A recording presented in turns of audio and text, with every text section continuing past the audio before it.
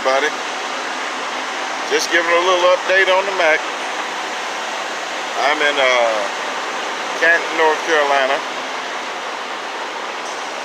I'm not quite out of hours, but I won't have enough to make it home, so I'm about 200 miles from the house. Figured I'd stop here in Canton to the TA and take my break here and then get up about midnight and go on home. I was just talking to a driver that's parked next to me, and you know, it's getting to the point where it's detrimental to put a camera in your truck, whether it be for police interaction or somebody that may hit your parked truck. I don't know if you can see it, but I have a camera in the top left-hand corner of the truck. I also have another one that points at me and at the road at the same time. I don't know what it is. I don't know if there's these lawyers with these signs that say big truck insurance. You get hit, we'll get you paid $500,000 or whatever the case may be. I think they should outlaw such commercials as that, because what folks do is they go down the road, they see a beautiful truck, and the first thing pops in their mind is money signs. And you throw your turn signal on to move over, and they hoping you don't see them. They sit right there. And I'm like, wow, you know, slamming on brakes in front of you. So be careful. Get your truck, get your camera system in the truck, and protect yourself. In other words, people may they'll lie just to get money. As far as the truck goes, it's been running great. I can't keep saying it's keep picking up power because you guys ain't gonna believe me, so I'll just leave that alone. But I've got about 56,000 miles on it, and the truck is actually, it's getting better and better fuel mileage. It doesn't care about no mountains, that's for sure. And what I really love about it is the jake brake, because you can set the jake brake. It's adjustable where the jake brake comes on, you know, as far as speed wise goes. In other words, say you got your cruise set at 70, you can have your jake brake kick on at 73, 75, 70, whatever. It's adjustable, I think three digits up or down, which is great, because if you're in a mountainous area and you don't want to keep, you know, kicking the cruise on and off, you can set the cruise, put the jake brake on, and the truck will take care of business. It's been running awesome. Here lately I've been running just dedicated. I get a lot of that. I think my company, that's what they do. Then we got a thing called running the system, where you might get out and leave. You can stay out and just run from terminal to terminal, load to loads. I hadn't been doing a lot of that. So it's been basically out and back for me. I'll probably try to start running the system now that the weather's getting better. I'm not worried about blizzards and tornadoes and hurricanes so much. I'm gonna start running the system a little more, get a little extra cash coming in. But there and again, truck's running awesome, and it's crazy. I'm gonna share this little personal information with you. I smoke, but the crazy thing is, I don't smoke in the truck. Since I got this truck, I have not smoked in it. Literally, not once. And my wife says to me, wait a minute. She rode with me on a trip, and I think I rode about 600 miles that day. And she says to me, hold on, how is it you can smoke 2 packs a day, but since you got this truck, you don't smoke in it? Well, I guess that's the difference in having a truck you like. You know, I picked this truck, I love this truck, and I like the way it looks. And I hate the way cigarette smells in a truck. My old Pro Star, I used to smoking it, but it was a company truck when I got it. And so I was already smoking in it. Didn't bother me that much. But in this truck, I don't smoke. So my smoking has pretty much been cut literally to a quarter. Where a pack would last me a half a day. Now a pack will last me 2 days. Or 3 days. Depending on how hard I'm running. If I run hard, I don't smoke hardly any cigarettes. So I guess that's a blessing, you know. The truck, I love it. I like it. You know, I don't want to say love it because I'd be like I'm overdoing it. But I like the truck. I picked it out and I like it. And for that fact, I won't smoke in the truck. Period. You know. So I can tell it's improved my health. You know, and I can see the effects that cigarettes have on you. You know, you smoke a long time, you don't realize the damage you're doing to your lungs. But now that I'm giving them a break, I can tell I need to quit all the way. So maybe that'll be my goal. But anyway, it's about due for a service. It's got 56,000 miles on it. And I got to take it in to get the headlight. Mack said they ordered the headlight. I called them back in North Augusta there, and then they didn't know what I was talking about. And I said, hey, I was just calling to see if the headlight came in. It's been 3 weeks.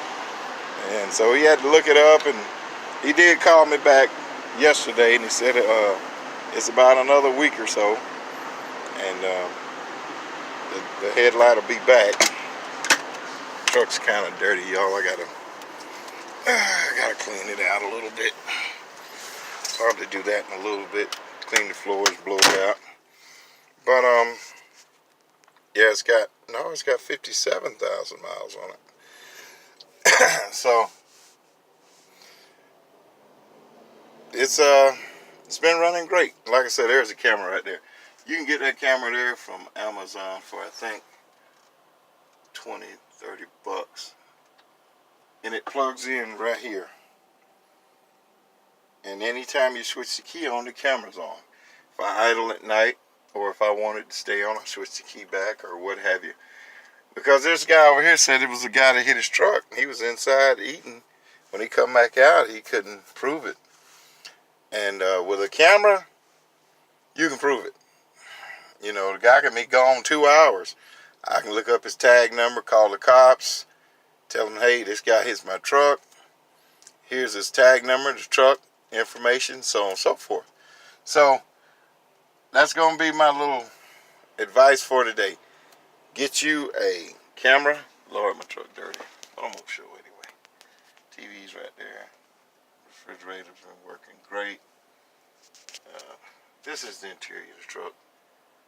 Now, I'm going to show you something. These curtains. See these curtains on the side? They weren't in the truck when I bought it.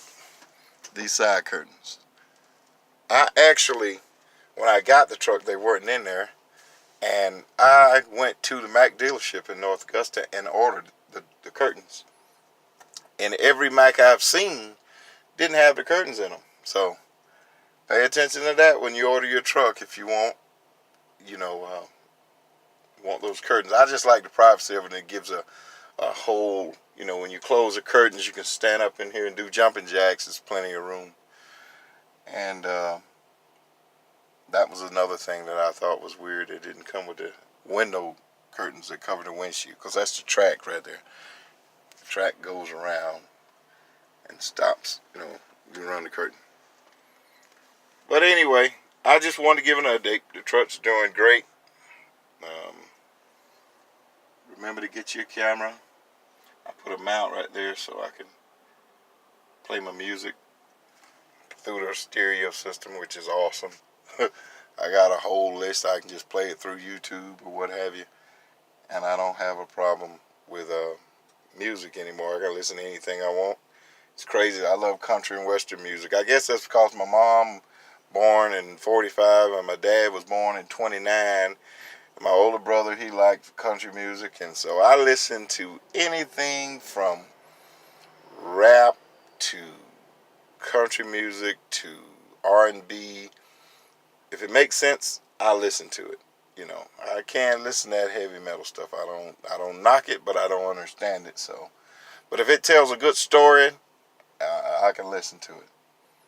So anyway, I just wanted to give an update. Trucks are running great, doing fine, no issues. It's time for an oil change and a service.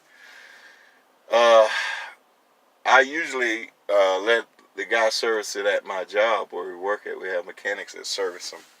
But I noticed the last time that he changed the oil change, which was about $26,000, he didn't use Mack filters. And if I let him service it, which is a lot cheaper than going to Mack, if I let him service it, I'm going to be sure to tell him, when you service the truck, use Mack filters. So, but Mack's been great. My dog still has his outfit on out there. You see him? He still got the cape on, Super Mack. Yeah, it gets a lot of attention. And yeah, the truck's been doing great. I get a lot of compliments on it. People seem to love the truck. Kids always blowing, waving, want me to blow the horn. And I love kids, so that's another thing. And get you a CB. This CB has saved my life. Literally. You can get caught up in listening to music and going down the road, and you might pop a hill and traffic's come to a stop. Well, if you got your CB on, it'll tell you, hey, it's a traffic's coming to a stop, mile marker 16. Keep your CB and get you a CB. And not only that, okay, there's a bear or a cop at mile marker or whatever, saved me many tickets. Knock on wood, I'd had a ticket in so long I can't remember. And it's because of my CB. CB, guy's going to be talking, hey, it's a bear up here, he's got a big truck pulled over, whatever the case may be. A CB is detrimental. You need your CB. It tells you if it's traffic's bad, it tells you if a highway's blocked somewhere before you can get there. Coming through here, you come through the gorge. I get on CB and I say, hey, everybody, what's the traffic look like going through the gorge? Boom. Oh, it's fine, man, I just came through there. You can go on that way. If it's backed up, you can take a different route. So a CB is very important.